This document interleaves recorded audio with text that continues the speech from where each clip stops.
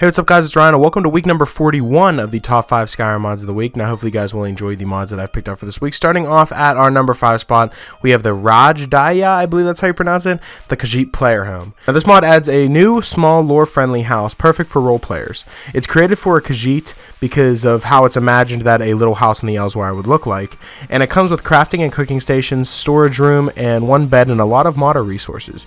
Now you may ask, why is this house so small? Now the reason it's so small is because cats love small boxes and corners. They let them feel safe and protected. And Khajits are cats, and that's why it's fitting. Now that's a great point, but if you aren't a Khajit and you're like a Breton like me or something like that, this house is still really good because it's all compact into one area so that you can just go and use all your crafting stations and then be on your way. You won't have to waste any time. So looking on the inside of this house, it does look pretty cool, and I gave you guys a little bit of a, walk around on the outside of the house. It's very small, but it's very nice and it has everything you're going to need. So that's why it comes in at a number 5 spot, so I'd recommend giving this mod a try. Coming in at our number 4 spot, we have the complete Archery Overhaul. Now this mod comes with a lot of new features. The new features are that drawn bows now drain stamina, and bows and crossbows now require a bowstring that can be bought or found throughout Skyrim, and arrows and bolts will require a bundle of fletchlings, and they can be bought and found throughout Skyrim as well. And a bundle of arrows or bolts is now 36. It was 25 before, but now you'll have way more. Now arrows and bolts do 100% more damage, meaning that archery is 10 times more useful. Bows and crossbows also do 50% more damage. The craftable longbow was added to the wood section of the forge, and the craftable hunting bow along with the imperial bow were added to the forge as well. Arrows now fly faster and flatter, and bolts also fly flatter as well. Now the chance of retrieving arrows and bolts was 33, but is now 70. Imagine that. Now you'll have pretty much a 70% chance of actually finding your arrows in the enemy that you kill, meaning you'll be able to keep restocking, other than a 33% chance, which I never really understood. Now, as you can see, this mod adds a whole bunch of new stuff to the archery skill tree, and it just makes archery 10 times better, and that's why I like it, because I like, in the vanilla game of Skyrim, I like being an archer, but this is going to make me want to be an archer, 10 times more. So that is why it comes in at our number 4 spot, so I'd strongly recommend giving this mod a try. Coming in at our number 3 spot, we have the Economized Gold Quest Rewards. Now this mod, I know I covered a mod in the previous episode that gave you way more gold for quests that you completed, but I wanted to change it up this week and add a little bit more of a challenge for players that have been playing the game for a while. Now the mod page reads, so you've played a new Skyrim character for 2 days straight and you're already rocking an 8k gold. Impressive. You delivered a fetch object from one NPC to another 2 buildings away to receive 750 gold for the adventure you just ventured to. Doesn't seem right, does it? How can a random NPC just hands you 750 gold, a big portion which is what is needed to purchase a breeze home? No. All this mod does is reduce the gold rewards for most leveled lists and the list enabled quests. This covers pretty much all small fetch quests with a few exceptions that aren't actually radiant enabled. The absolute maximum gold you can get from one of these smaller quests is about 300 to 400 gold when you're about level 30 or higher. Now that's only whenever you're level 30 or higher, so that means the lower levels you'll be granted 40 or 90 gold for these fetch quests, which isn't that much, but now it adds an economy into the game so that purchasing items will become 10 times harder, and it's more fair in the sense of, because I know that every time I start out this game, I have like 30k within like the first, couple hours of playing. So without having that, I wouldn't be able to purchase all the stuff that I have, and it would be way harder, and that is why this mod is very useful, because it'll give you 40 to 90 gold instead of the 750 gold for those really, small fetch quests. Now this mod doesn't cover all gold rewards for slaying bandits or dragons. They are still 100 gold since they're part of a different set of leveled lists that the mod creator didn't touch.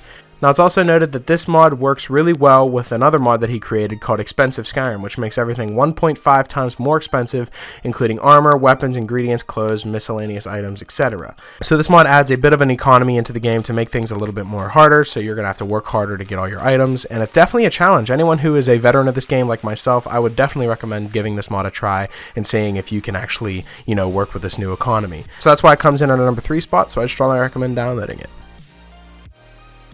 Coming in at our number 2 spot, we have the Smithing Oils mod. Now, I find this mod to be extremely awesome and extremely useful. It adds pretty much a whole new skill tree and a whole new crafting area for, alchemy and potions and, stuff that you can add to your character. Now on the mod page it says, this is a small semi-addition to smithing that adds new potions and poisons in the form of oils. These oils do all types of effects that you'd expect for potions and poisons to do with their own personal tweaks, and are crafted using mostly smithing ingredients. Some examples are health oil, which is a restorative oil that applies to wounds and it restores health every second for 10 seconds. Then there's fire oil, which is a fury oil, causes fire damage with every strike and applies to a weapon and wears off after 10 strikes. It's not like the original poison where it wears off after 1 strike. This actually wears off after 10, meaning it's way more powerful and way more better to create. There's water walking oil, which is self-explanatory. It just allows you to walk on the surface of water for 30 seconds. There's adrenaline oil, which is an oil that pulses with power, and once it's poured on the tongue, your reflexes are greatly enhanced and time is temporarily slowed, such as like that shout that is in the game. Now you may be asking, how does this work? Now for starters, this mod actually adds a new crafting station called the Oil Crafting Tools. This station is exclusively portable, and to acquire it you can craft it at any forge. How to start? You simply activate the crafting station within your inventory under the miscellaneous section and the crafting menu will appear. From here you can craft all of the materials needed to create your oils. Typical crafting materials include an empty bottle, a bit of ore, and charcoal for the base. Now once you start out you'll just have the basic oils, but as you increase your smithing skill, more oils will unlock. These thresholds are around 25, 50, and 75 smithing skills. Most oils have up to 2 ranks to keep them useful throughout the end game, and secondary ranks also have an extra effect. Now as you can see, there is a bunch of new things to do with this mod, and there's a bunch of new alchemy and smithing ingredients that you can put into this mod to make your character even more powerful and to make the game even more fun. So that's why it comes in at our number 2 spot, so I strongly recommend giving this mod a try. Coming in at our number 1 spot, we have the Hirstaang Estate. I'm pretty sure that's how you pronounce it. Now, Hirstaang Estate is a lore-friendly, medium-sized player house mod that is located just outside of Raven Rock in the desolated remains of the Hirstaang Forest. The estate house comes furnished with multiple crafting stations, weapon racks, mannequins, safe storage containers, as well as various weapon display cases. The enchanting and alchemy stations in the estate can each provide a temporary buff to their respective skill while standing near them, which I think is a pretty cool addition. There's also a hireling house that is designed for followers to have a place where they can stay and relax. The estate also comes with 2 new followers that will reside inside the house and will take turns patrolling the grounds in an effort to keep you and your family you may have safe. So I'm going to be giving you guys a full tour of the entire house, and I've decided to change the music again. I didn't like the last music that I was using in the background, so I've changed this, and let me know what you guys think. So let's begin the tour.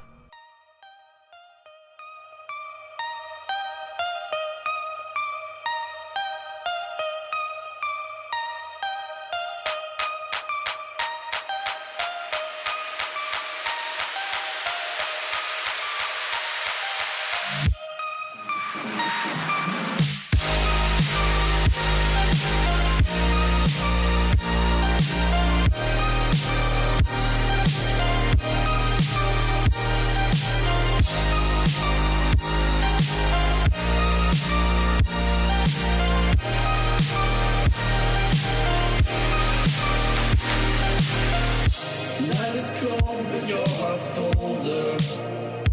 I will wait for you.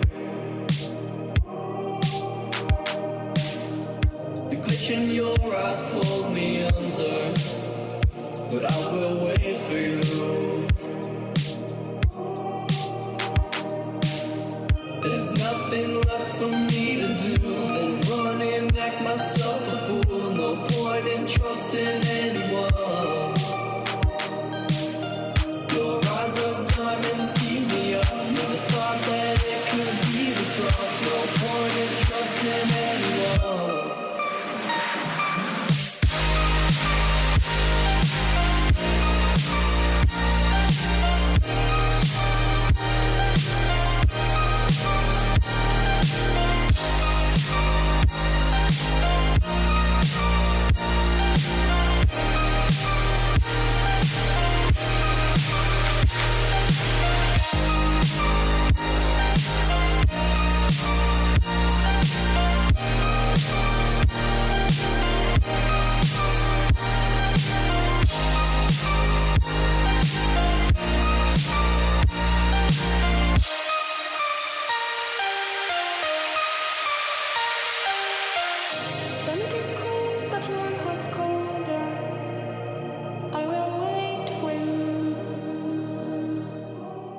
So as you can see, this house is huge and it comes with everything you're going to need in a player house mod, and that is great, and it's a beautiful house, and that is why it comes in at our number 1 spot, so I'd strongly recommend downloading it.